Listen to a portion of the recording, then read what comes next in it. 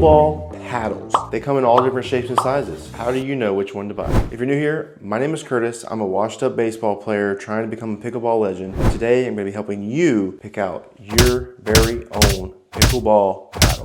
Let's get right to it. Now, when it comes to looking at pickleball paddles, there's a few different things we need to consider. I've broken this down into 3 different categories. So the first category we're gonna talk about is what type of player are you? Now, there's 3 different type of players. There's the beginner who's just getting started. They're not even really sure if they like the sport. They've only played a couple times. Then you have your intermediate player. This is a player who plays pretty often. They've decided they love the sport. You're not super serious where you're playing tournaments all the time, but you do like to go down to your local park and you like to play a lot. And finally, we have the advanced player. This is somebody who is entering tournaments pretty often. They're taking things very seriously. They're running drills left and right. This player probably has dreams to go pro like myself. The second category is how much money do you have to spend? Yes, we're talking about your budget. Let's start with the bottom of the budget. I would consider a cheap paddle $50 and under. There's a few good options in this category, and there's a lot of bad options in this category. I would say a few good options in this budget range would be the SLK Latitude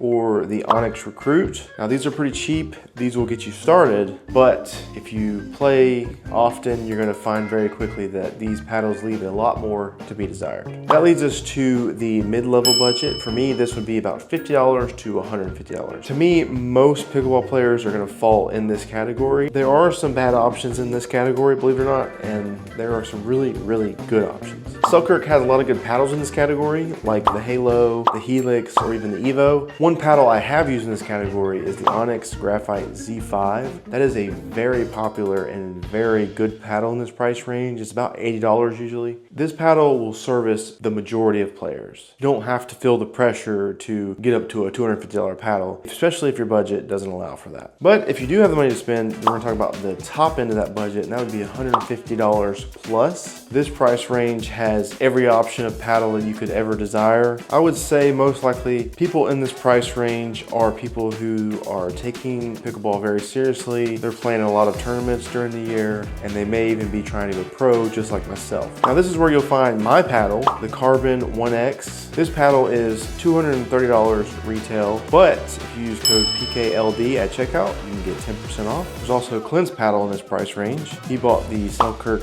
Vanguard Power Air, and as you can imagine, there's a lot of other options, and they're all pretty good whenever you get up to this price range. I will say, unless you play all the time and unless you have the money for this, you do not need this level of paddle. But if you have the budget and you're someone who is taking this sport seriously, maybe you're wanting to go pro, you're playing in tournaments all the time, then this is where you're gonna land. Now to the more technical side of things, and that is paddle shape and size. Now this one can get very confusing. The way I like to think of it, you have 3 options. The standard pickleball shape is the square shape. It's got more surface area, which means you can have more control with what you're doing. Then you have the elongated shape, which is skinnier, but it's longer, so it's better for reach. And then you have the hybrid, which tries to stay in between those 2 different shapes to try to give you best of both worlds. For me personally, I like the elongated shape. I find that with that shape, it forces me to work with a more narrow paddle, meaning it's more likely that it's hitting closer to that center every single time. Choosing the right shape for you really depends on your preference. I would recommend